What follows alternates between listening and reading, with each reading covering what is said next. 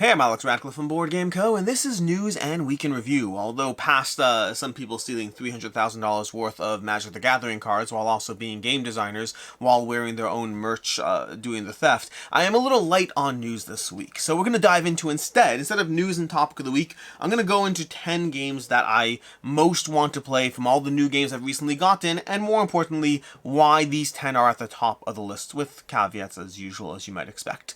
We're going to go ahead and dive into everything. Links is everything down below, timestamps everything down below, but starting off with that news piece I just mentioned at Gencon, in case you haven't seen it everywhere, basically $300,000 of Magic the Gathering cards were stolen.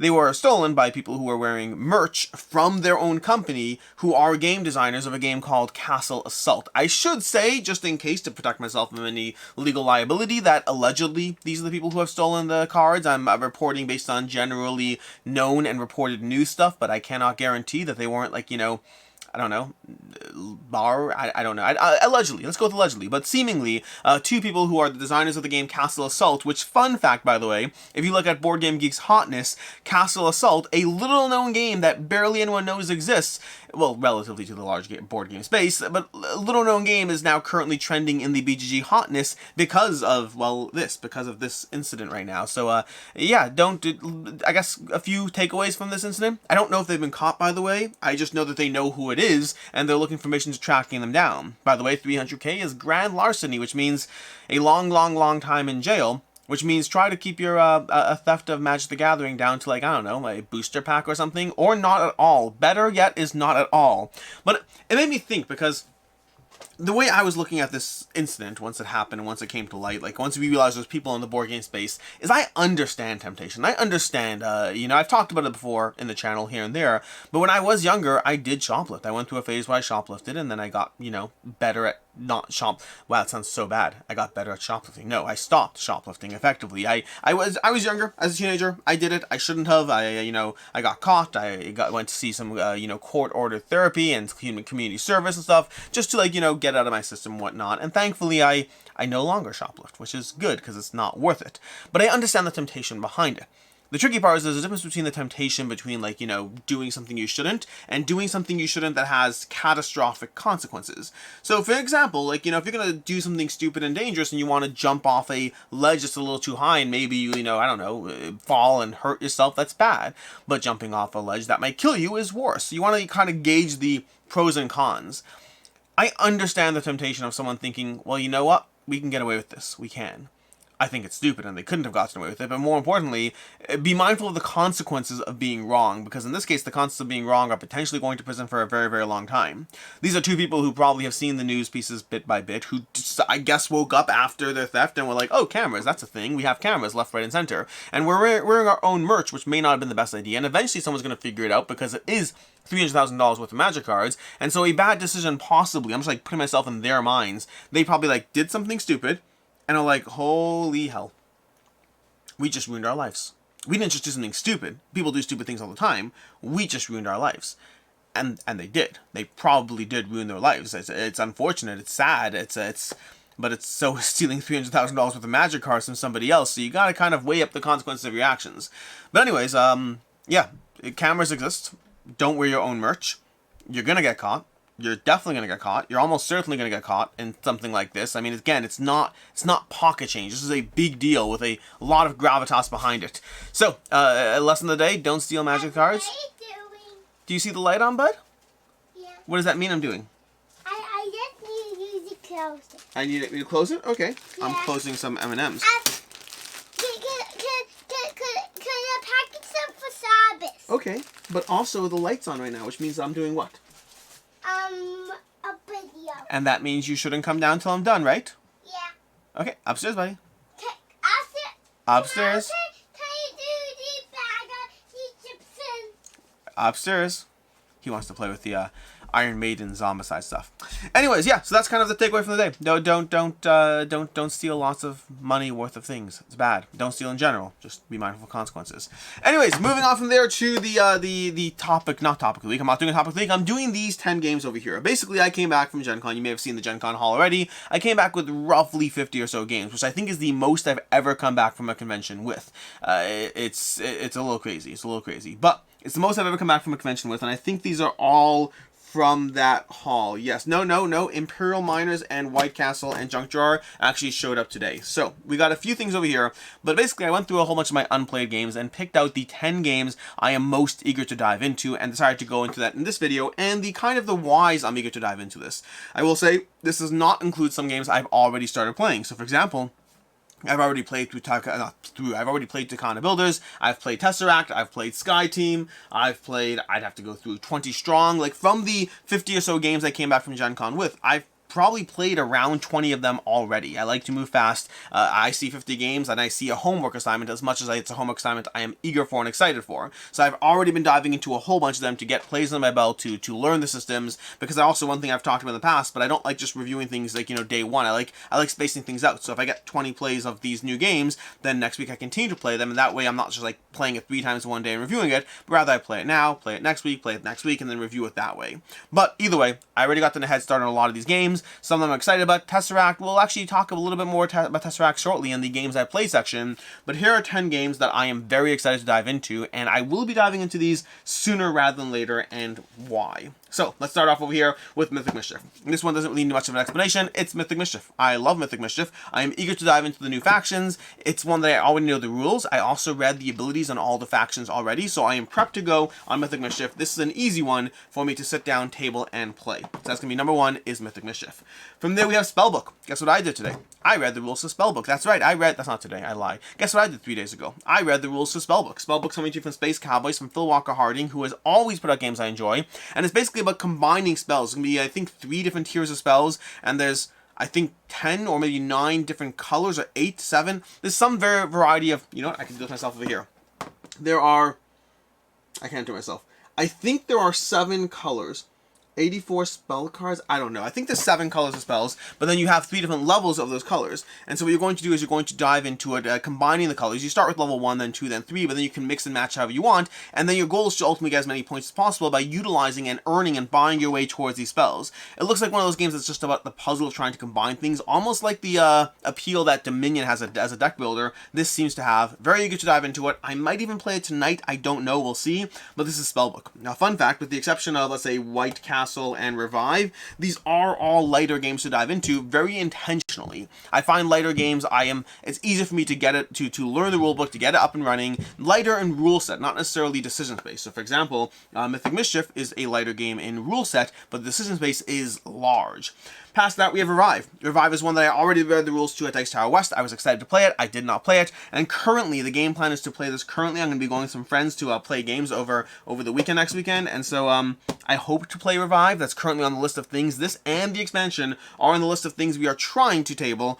Ultimately, we'll see if we do or don't. But Revive is very highly on the list. It's one of the heavier games that I'm excited for. It's an 8.2 on Board Game Geek. That definitely has me very interested. It seems like my jam. Heavy Euros are always a tough one because the competition for them is fierce. But I am very excited to try Revive, so we'll see what happens there. We have Neotopia from Arcane Wonders Amiibo Games. I read the rules for this already. Prepared to dive into it already. I'm excited to dive into it again 3 days ago. I read the rules for this one. It's a short rulebook, 3-4 pages, but it looks like an interesting decision space as far as how you kind of assemble your own buildings in a shared workspace. So you're kind of adding tokens to a space, which will eventually create patterns that will allow you to say, I'm creating this card. So it's about working with other players or against other players while you try to do your own thing, while weighing up when it's worth getting in their way versus when you have multiple things you're trying to go for. Seems interesting, could be a complete flop, or could be a lot of fun. That's Neotopia. Where's Stationfall? Stationfall's somewhere. Don't know where exactly. Anyways, from there we have Robo Rally. Robo Rally over here. This is one that I've played back in the day, so eager to dive into it. I have not read the new rulebook for this one. I always liked Robo Rally as a concept. I find I resonated more with mechs and minions over my head, or quad heroes, but I am excited to give Robo Rally another shot to see, because I always liked it. There's never a question of liking it. I like Robo Rally. You do need a higher player. Ooh, that's a fun one to bring. You do need a slightly higher player count for this one. You don't want to play it at 2 players. It's not going to thrive there. Even 3's okay. Really, you want 4+. I don't remember what the box goes up to, but you really want 4+ as far as playing the game. But I enjoyed playing it back in the day. Excited to see where this one lands for me. So that's Robo Rally. It should be a quick, easy game to dive into. It's all about trying to move robots around the board and seeing how they collide into each other, or ultimately how you get your way in what is ultimately a race experience with lasers and conveyor belts and all these fun things that get in your way for better or for worse. Always for better. Like Galaxy Truckers before it, it's about the chaos just as much as it is about the strategy and the winning. Then we have over here the White Castle. This is a spiritual successor to the Red Cathedral from Devere Games. I overall tend to like Devere Games a lot. A lot of their games have really worked for me across the board almost, like Lacrimosa, Emilia Fiore. Bitoku I haven't played yet, unfortunately, but we have the Red Cathedral, we have Paris, which I love. They've really been on a roll for me this past year. Some of the games don't, like not all the games will stay in my collection. If you watch my videos, if you know my channel, games do have to move in and out. That's the nature of just having so many games, but I almost always enjoy a lot of the games, and so I'm very excited to dive into the White Castle. They just put out Three Ring Circus, which I've been meaning to get my hands on that one, to try that one. Everyone's been trying that. Very excited for that one. But excited for the White Castle. I hope to dive into this one, to read the rules for this, and hopefully table this. Maybe I'll bring it to that convention weekend. That's a good idea. I should do that. Then we have Imperial Miners. Imperial Miners over here. This is coming to you from Portal Games. This looks highly accessible. It looks like an easy game to dive into. It looks like it has great art as far as, you know, we have a goat chariot and missionaries and a barge. But it looks like a fun little simple tableau builder. A game that's going to be kind of in that splendor vein of accessibility. I find games like that I almost always enjoy. Sometimes I hold on to them, sometimes I'm not. So that's more of the question of this one. I'm sure I'll enjoy Imperial Miners. I could be wrong, but I'm sure I'll enjoy Imperial Miners. The question for me is it one that stays in my collection for an indeterminate amount of time? Staying in my collection could be like, you know, 2 months, although it doesn't really count. I don't love it when a game stays for 2 months. I like it, like if a game stays for 6 months to a year, that is being in my collection for a rotation. And those games generally do get played. Sometimes they get played a few more times, then I get rid of them. Sometimes they get played multiple times and I hold on to them for the next 10 years. So I am curious what will happen with Imperial Miners, but I'm pretty sure I'll enjoy it. We also have Junk Drawer from 20th Century Games over here. Junk Drawer is a polyomino game. You're going to be placing polyominoes into your junk drawer. I've talked about polyomino games in the past. I tend to like them. I'm still upset that I did not get World Wonders from Gencon, but very excited to try out Junk Drawer. Again, I think it's an easy game to read the rules, to table, and get up and running.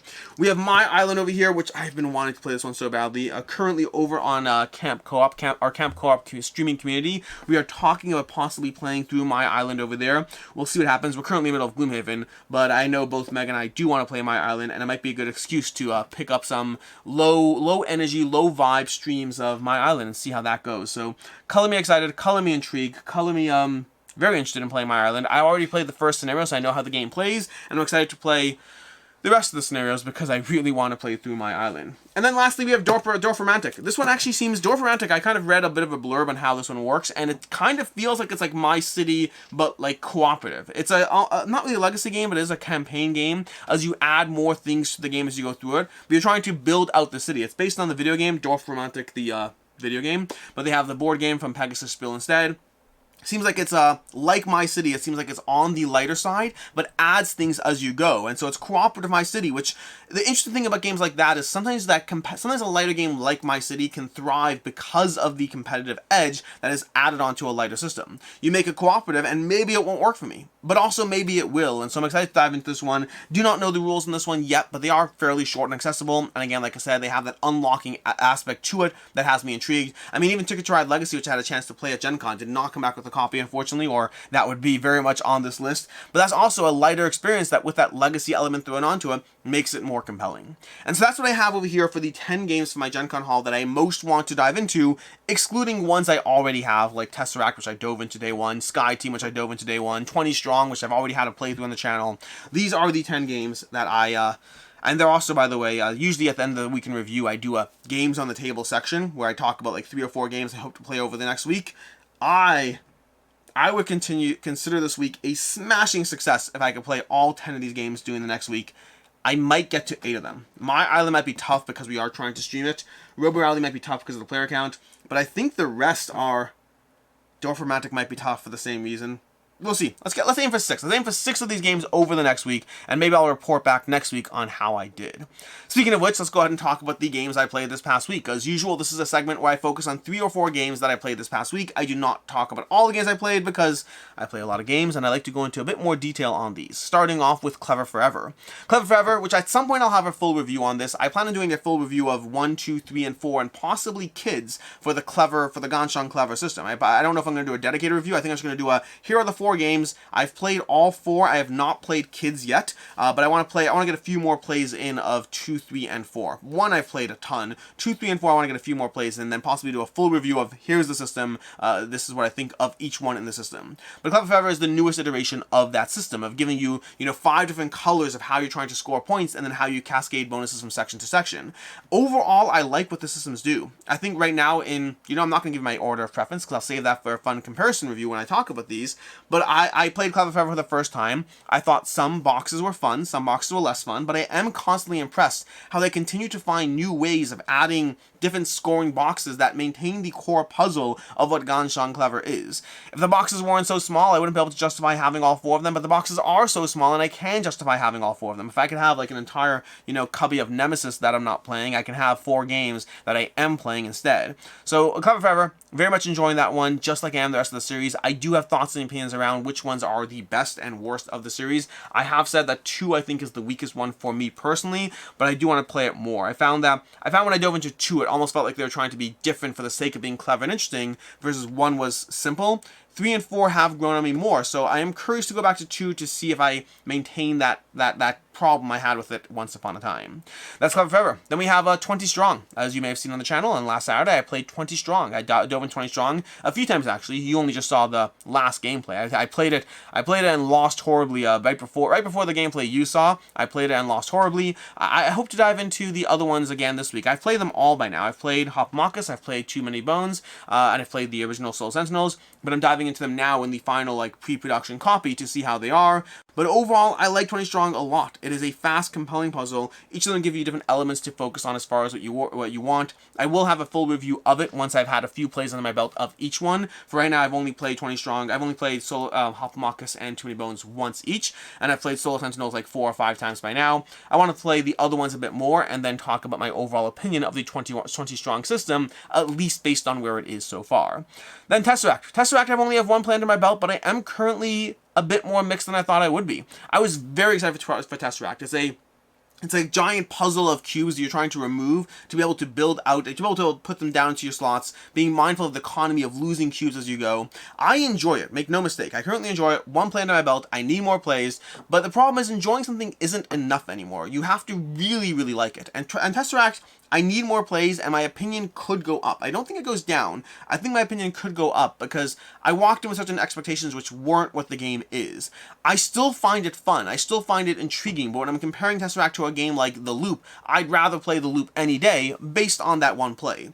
So far, this is pre-review coverage. You'll see an actual review at some point when I've had a chance to dive into it, So far, my 1 play is solo. It's a game that could be played solo, could be played cooperatively. I plan on diving into cooperatively, perhaps even tonight. I have a friend coming over. Might not be a bad time to actually dive into trying it cooperatively and seeing how a second play holds up. But again, I do enjoy it. I imagine I'll get several plays under my belt before actually reviewing it, because it is simple and easy to play. I am curious how my opinion iterates as I dive into it more.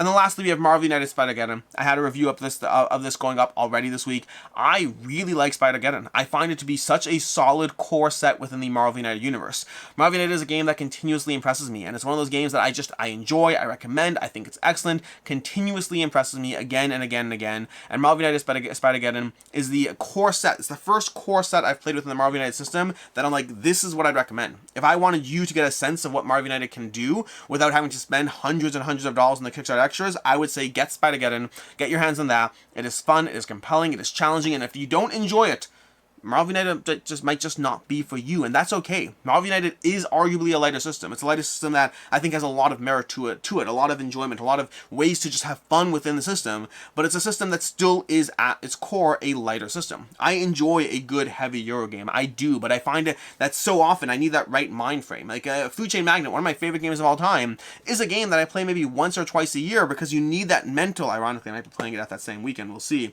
but it's a game I play once or twice a year because it just has that mental load to it that you need to be invested into it to dive into it. Versus something like, Tesseract, I'm like, hey, I'll probably play it 3 or 4 times in the next week and then review it at that point. So there's that different aspect of just what's easier to dive into versus what's not easy to dive into. I play a lot of games right now, but it's easier to play games like, Imperial Miners and Spellbook over games like Revive and Food Chain Magnate.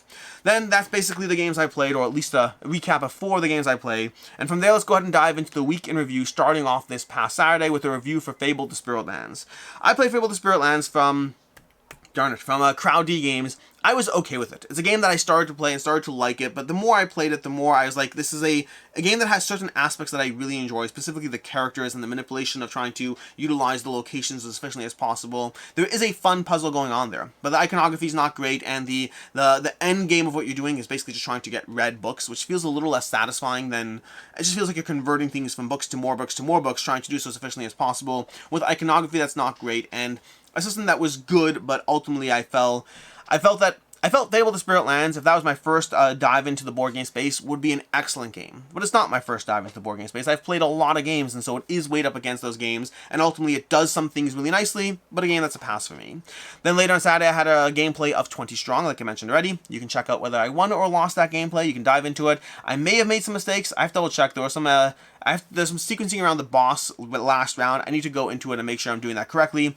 But either way, ironically, this I'm not blaming, just for the record, this is me not blaming anyone at Chip Theory Games in the slightest. But happens to be, I did specifically call someone at Chip Theory to get a question on how the boss phase works because I wasn't clear.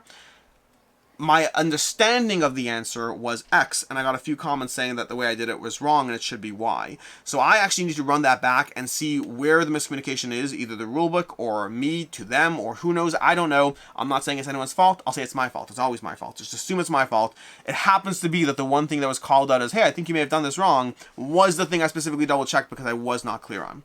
That's not always the case. I just got lucky this time. Anyways, that was Saturday. Then on Sunday we had games leaving my collection in July or August or sort of. This is a video that got taken down. You may have noticed this if you were watching Sunday and then kind of went away. But a video popped up Sunday saying games leaving my collection for July. And then the video was gone. And the reason for that is because that video actually went up last month in June. I mentally skipped a month somewhere. And the reason for this, in case you're wondering, is usually at the beginning of every month, I say games leaving the collection and I name the prior month. So early July, I say games leaving my collection for June. Early August, I say games leaving my collection for July. And I think that's been throwing me off because somewhere along the way, I skipped a month. And that means I accidentally posted the July video twice. So instead we posted the games leaving in August. It went up on Friday, I want to say. It went up on Friday instead. So there still was a games leaving, but it went up later. The one for July was a repost. I took that one down, so we'll catch up and figure it out. I may just start naming it the month that I film it, even though it's technically the prior month, because I think that'll avoid confusion. So games leaving in July was posted in June. Games leaving in August will be posted in August, and the July month just poof, vanished, and we'll come back again next month with more of those videos. Instead, later on Sunday, I put up my month in review. This is my second video in the month in review series, a series I'll be doing every month. It's a bit of a recap of the past month. There are still things I want to tweak or add. Someone had great feedback that I really appreciated. They said, hey, you have your disappointments before your best games, and that just sets a negative tone before starting the video. That's great. That's great feedback. I'm probably going to adjust the sequence there because I don't mind being negative at all, but I do prefer to be positive. And so if I'm going to throw the negativity in, may as well throw it in between positive things as opposed to at the beginning. So either way, this is my month in review. I go over my disappointments. I go over my best games, my best plays, my highlights of the month. I go over some of my favorite videos of the month, as well as some overall stats of the games I play, the number of games, the number of different games, the amount of plays. I go into all of that in my month in review. It's a good recap of just what's happened and the highlights for an entire month, as opposed to the week in review, which is a highlight for the entire week, which I guess if you watch this and that, technically you're watching some things 3 times when you think about it. Then on Monday we had 2 back and not to back, diving into a bunch of crowdfunding campaigns because it's been 3 weeks without a 2 back and not to back. The good news is next week I'm pretty sure we'll have a 2 back and not to back again. We'll see, but I'm pretty sure on Monday we'll have another 2 back and not to back. The week after that, we'll see. I don't know how it'll play out, but time will tell. Then that is Monday. Tuesday we had 10 games under $15. Basically, I did a video of 10 games you can buy under $15, all from Game Nerds. Not sponsored by Game Nerds, although it was technically sponsored by Mint Mobile. But that was a 10 games under $15. I just go through some of my favorite games that you can get that were currently available. So I didn't pick some games because some games are under $15 but weren't currently available. I want to specifically give you 15 games at Game Nerds you can go ahead and buy and get your hands on a nice starter pack, $150, and boom, you have 10 great games that I think are genuinely excellent, as opposed to the $250 Kickstarters I sometimes recommend instead. Then later on Tuesday, we had a Midhalla review. I overall enjoyed Midhalla, gave it a 3.5 out of 5. I thought it did some things really well. Honestly, it's one of those things that's interesting. The amount of praise I've been seeing about Midhalla, I've been seeing a lot of people. It's an active crowdfunding campaign. You can take a look at it. It was not sponsored or anything like that. In general, my content is not sponsored unless I say sponsored. But it was, I've been seeing a lot of praise about Midhalla. People are really loving the system. I like the system. I enjoyed it, but I wasn't quite as blown away by it, at least not yet. It's one of those games that I am intrigued to see more of it. I enjoyed it. I had fun. It's a dungeon crawler to an extent with a lot more of a tower defense element to it. I liked it. I just wasn't yet completely blown away by it. I dove through the 3 scenarios. They kind of have 2 tutorials and a full scenario for the gameplay I had, so call it a first impressions if you will, because it is a campaign sequence that gives you more stuff to unlock as you go through it, which I only had access to what they gave me in the prototype. But overall enjoyed it, a 3.5 out of 5, just not blown away by it either. Then we had Joyride. A review for Joyride went up later on Tuesday. This is one of those reviews that I was conflicted on. I gave it a 3.5 or a 4 in my final scoring. And the reason for that, and I hate doing that by the way, I always feel uncomfortable when I do that. I'm like, why can't you just pick a lane, Alex? Pick a lane. I hate doing it, but I also stand by it in this instance because I really like Joyride. I had a lot of fun with Joyride. The problem I have is that there are a bunch of games, specifically in the racing category, that I find that I have fun with them, and then I get them, and then I don't play them. I have Joyride, I have Tiny Turbo Cars, I have Death Roads All-Stars, and then I have like 2 more that are like Mega Pulse as well, and then there's like another one, I can't remember what it was, but there's a bunch of these games in this genre that I keep getting my hands on them, and enjoying them, and having a good time with them, genuinely. I haven't even played Thunder Road yet, and I want to play that one too. But what happens is I get these games in the racing car beat 'em up genre, and I like them and I have a good time, but there's too many of them and I don't find myself pulled in enough to play them. Any game that I rate a 4, I want it to be a game that I'm compelled to play on a regular basis, and I am almost there with Joyride. Like a 3.5 felt a little too weak, but a 4 felt like I'm not confident in that rating, at least not yet. So I kind of hemmed and hawed in the review, but that is where I am with that one. And I hate it. And people be like, well, that's what 3.75s are for. Maybe. Or do a 10-point scale and do 0.5s. Maybe. But honestly, the times I'm conflicted to the extent that I don't want to rate something are so rare that I'm comfortable letting myself be conflicted, once every 7 months on a number rating. Anyways, that's Joyride, either 3.5 or 4. I need a bit more time with this system to see where it settles for me. Then we had, that was Tuesday. Wednesday we had a few things. We had a review for Caesar's Empire. This is another one. This is one of those times as well, because Caesar's Empire is also a game that is conflicted between a 3.5 and a 4, but it was easier for me to settle on that one. That one has conflicted, but I just gave it a 4. I called it a 4. I conveyed my conflictedness, but I was comfortable with that, and I'm happy with that. Now, since that review, I've already played it 3 more times since that review, and this is one of those things that if you are a board game reviewer, if you do come back from Gencon with 50 games and a homework assignment, it is not always easy to play again the games, even if you like them. So when I play a game that I just reviewed and I play it again within the next 2 weeks, that's usually a good sign, because it means that I chose to play Caesar's Empire again over playing Spellbook or over playing Imperial Miners, even though those are games I actively want to play and our homework. So it's always a good sign when you play a game again as a board game reviewer. Again, if you talk to any people who are covering a lot of board games, that problem is present, so the idea, the compelling aspect of playing a game again is good. Caesar's Empire, I've played it 3 times since the review, and the review was not that long ago, so that's a good sign. I enjoy it, it's simple, it's fun. I gave it a 4 to 5. A 4 to 5 that I do believe will go down over time, but that I'm okay with. I'm okay with a game's rating shifting over time, but right now it's a 4 to 5 that I'm still pulling out and playing. It's fast, it's simple, it's engaging, it's a good time. Does it blow my socks off? No. Did I wrestle with the rating because I felt like a 4 is too strong? Yes, but ultimately, do I want to play it? Yes. Enough that I gave it a 4 and stand by that for now. Then later on Wednesday, we had a review for Acquire. Acquire is a game I gave a 3.5 out of 5. I'm a little annoyed that the newest version of Acquire from Renegade Games over here had more production issues that are still, not production issues. It still felt like it had degrees of production stuff in place. Tokens that you can literally see through the light. No bag to hold your tokens in. They had tokens on sprues you had to cut out and put in. The paper money, of course. It's definitely one of the better versions of Acquire out there, and maybe they're trying to pay tribute to what Acquire traditionally has been, but I feel like someone should just make Acquire and just make it good. Is it that complicated? And the answer, by the way, is yes, it is that complicated, or someone would have done it by now. I don't know what's going into the system, but somehow Acquire consistently comes out, and while I think the Renegade version is the best version you can get your hands on right now, it still feels like it could be much better. But that's Acquire. Also, the price point's great on it. But either way, Acquire, a 3.5 out of 5, a game that holds up. It still does a good job. It still does a good job of giving you that, merging and divesting kind of gameplay. Really enjoy it. For me, I recommend Indonesia, but that's like a next level up and very, very pricey. Then last day on Wednesday, we had a review, not a review, we had a gameplay of Marvel Zombies. This is the 5th in the line. I filmed this one a while ago. For all the people who have said multiple times now, and I appreciate it, that I keep not giving the zombie heroes 2 activations, you're not wrong. It's just that all 5 of these gameplays that have gone up on the channel were filmed like within a week-long period, and I've just been pasting them out since then. By the time I got the first notes that I did it wrong, I already knew, but that was the last of the batch. So any more gameplays that come out should hopefully have that corrected. But overall, I have very much appreciated any comments or clarifications of anything I ever do wrong in any gameplay, by the way. In any gameplay, I genuinely appreciate anyone who points out, hey, I think you're doing X wrong. It helps me stay on top of my game. Sometimes I miss a rule because I'm playing a game and trying to be on camera, and so I might miss that someone did something wrong, or I might do something wrong and just not think about it. Other times, I just didn't know the rule, and those are the times where it's most helpful, because the first time your comments are helpful for someone else watching the video, so they can understand that I did something wrong, even if I know the rule and just messed up. The other time is helpful for me as well, so I very much appreciate that. If you've been enjoying the Marvel Zombies gameplay series, or any gameplay series, let me know, because those will definitely be continuing. Well, definitely be continuing. Some gameplay series are going to continue because I want to play board games. Others are not going to continue because I'm not interested in playing that game again. And the others are going to continue depending on your feedback. So the more feedback I get, like, hey, loving these series, would love to see more, that definitely affects how often these types of gameplays go up on the channel. My goal is to both have fun in the hobby that I love, while also not overwhelming you in a deluge of videos you're just not interested in. So all that information and feedback is very helpful.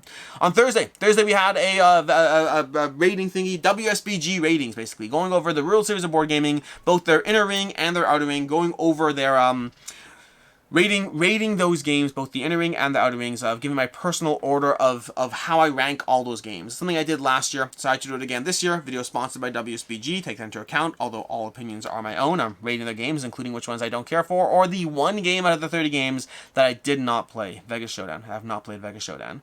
Maybe I'll play at WSBG. Maybe, but I don't think so. I'd rather play games that I know I like, and that game never really called to me for some reason.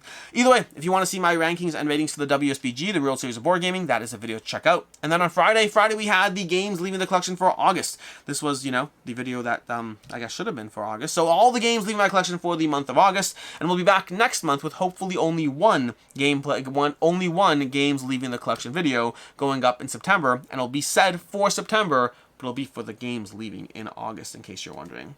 But anyways, that's all the schedule for the week, which brings us to today. Today I'm going to have, there might be some things shifted up, so if what I tell you now is not true, it is what it is. But today I should have a My City review. Speaking of My City and My Island, I should have a review going up for My City with Meg, as well as a review for Stranger Things from Come On Games going up as well. I'm actually going through that show with my daughter right now, so I'm having fun with it. Either way, I already watched the first 3 seasons. I never watched season 4, but I'm going through it with my daughter right now, catching up, and then I'll watch season 4 together with her.